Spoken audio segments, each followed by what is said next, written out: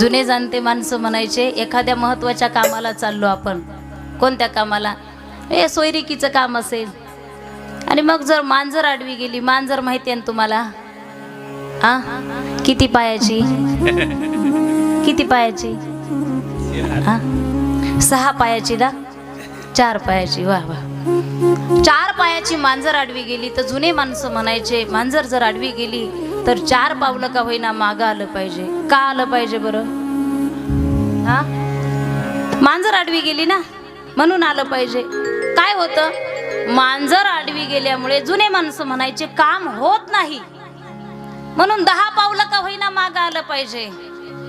मी खरं सांगू तुम्हाला, 100 मांजरी आडव्या जाऊ द्या, किती, 100 मांजरी आडव्या जाऊ द्या, 100% काम होतं. परंतु एखाद्या उदास माणसाचं तोंड पाहिलं, चांगले चांगले काम होत नाही. मांजरीपेक्षा खतरनाक आहेत काही माणसं. आनंद नाव आहे, आनंद नाही त्यांच्या जीवनामध्ये. जो देखे ओ दुखिया बाबा, सुखिया कोई नहीं है रे. प्रत्येक जण दुखी आहे, प्रत्येक जण दुखी आहे. जर कुणाजवळ आपण सहानुभूतीपूर्वक जर गेलो तर तो तुम्हाला त्याचं दुःख सांगेल बरं का. एकदा आम्ही कीर्तनाला गेलो, महाराज सहज म्हटले, मावशी थंडीचे दिवस आहेत, पांघरायला द्या उशाला. मावशी पांघरायला दिल्या, पण उशाला आहे का काही. मावशी मोठ्या मोठ्यानं रडायला लागली. मावशी म्हणली, उशाला तर काहीच नाही, पण आशाला पण काहीच नाही. उषाच्या लग्नाला 10 वर्ष झाले, पण आशाच्या लग्नाला 15 झाले, दोघीलाही काही नाही. मावशी रडायला लागली. म्हणजे प्रत्येकाजवळ दुःख आहे. सुखी असेल अशी माणसं पाहायला मिळत नाही.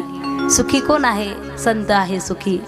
संतुष्ट सततम योगी यतात्मा दृढ निश्चयः.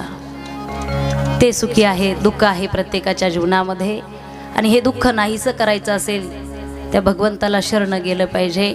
नैमिषारण्यामध्ये 88,000 ऋषी एकत्र आले, आणि ही संत मांदियाळी एकत्र आल्याच्या नंतर जेव्हा संत समागम घडतो ना, महाराज स्वर्गीचे अमर इच्छिताती देवा, आम्हाला सुद्धा संत समागम घडला पाहिजे.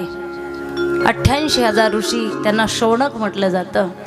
आणि शौनकादी ऋषी जेव्हा एकत्र आले, संत मांदियाळी जेव्हा एकत्र आली, ही सगळी मंडळी, परमार्थामध्ये सत्संग चालू झाला.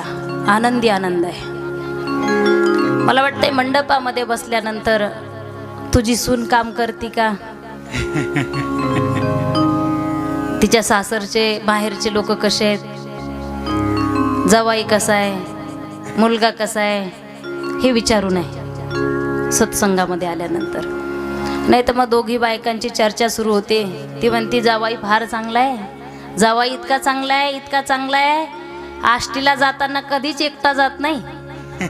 जावाई इतका चांगला आहे, आष्टीला जाताना एकटा जात नाही. म्हटले, मग माझ्या पोरीला घेऊन जातो, किती चांगला आहे माझा जावाई, इतका चांगला आहे. मग पोरगा बैलच मेला, आष्टीला निघला की बायकोला बसवतो, बैल कुठला. जावाई चांगला आहे का, पोरीला घेऊन जातो. पोरगा चांगला नाही, कारण सुनाला घेऊन जातो ना.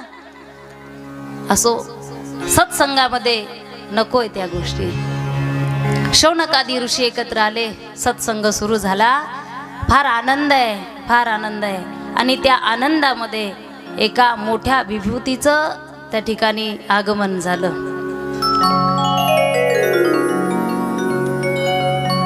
ते सूतजी महाराज आहेत. बोला सूतजी महाराज की जय. असं वाटतं की त्या नैमिषारण्यामध्ये मीच बसले की काय, याची अनुभूती मला आता झाली. माऊलीला स्मरून सांगते.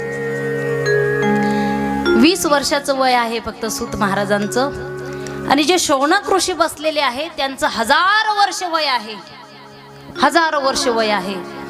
तरी सुद्धा शौनकादी ऋषी उठून उभे राहिले आणि सुतजी महाराजांना नमस्कार केला.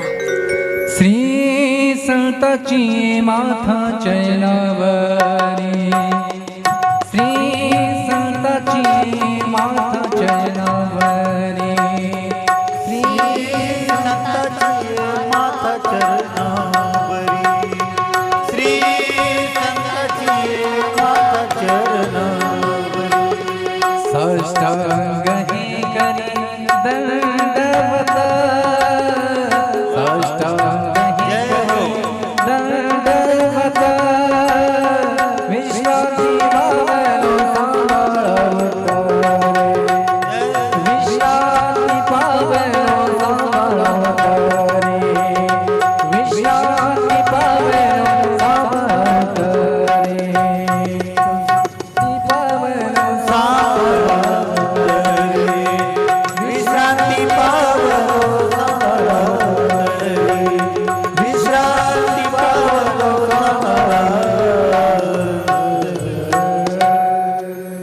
श्री संताचे माथा चरणावरी साष्टांग हे करी दंडवत. शौनक ऋषीने सुतजी महाराजांना नमस्कार केला.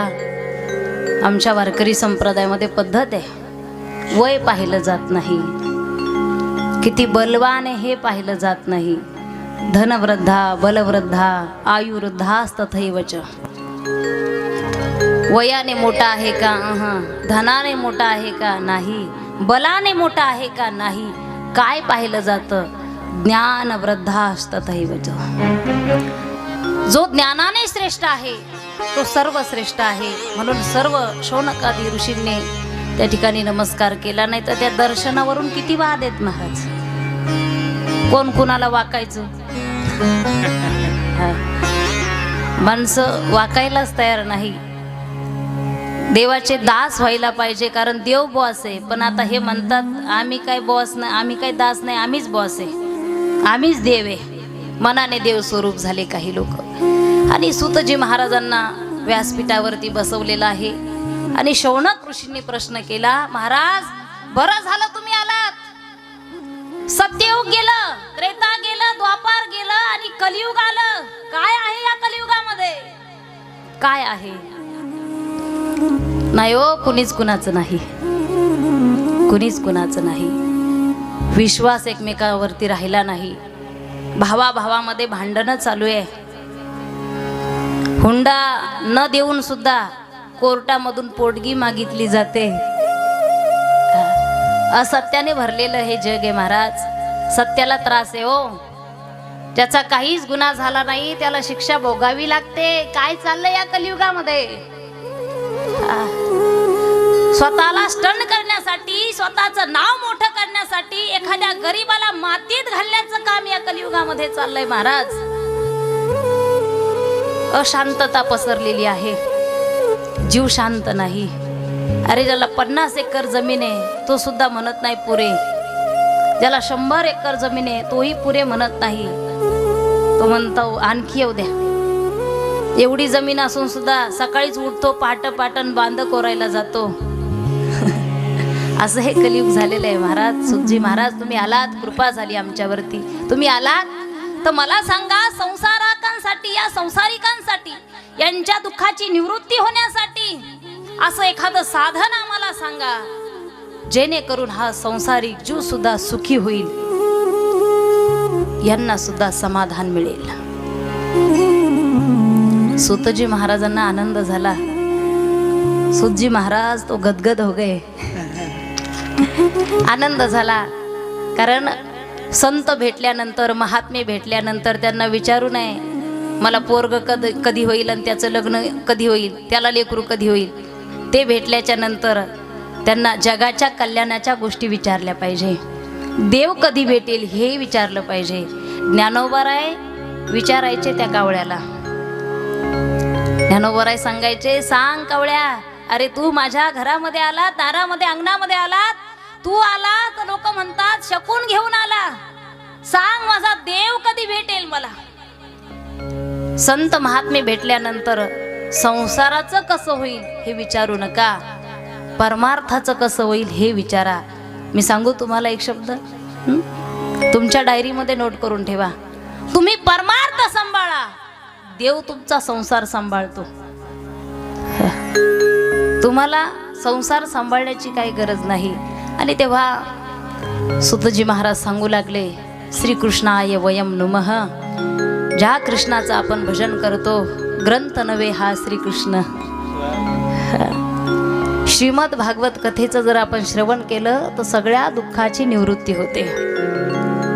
आम्ही माझ्या वडिलांकडून केलं होतं, नारदांनी त्यांच्या वडिलांकडून केलं होतं, व्यासांकडून केलं होतं.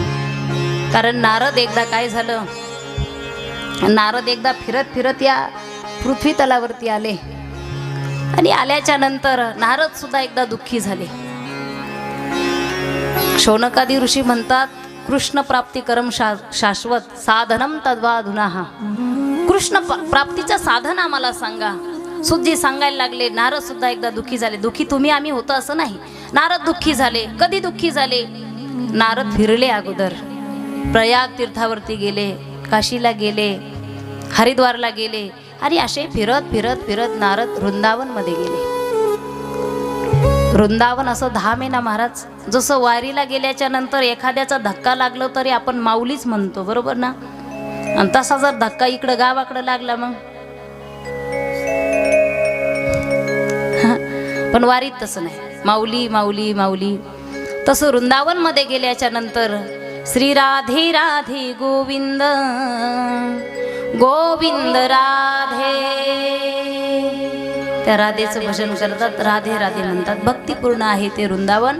वृंदावन का कन कन बोले, श्री राधा राधा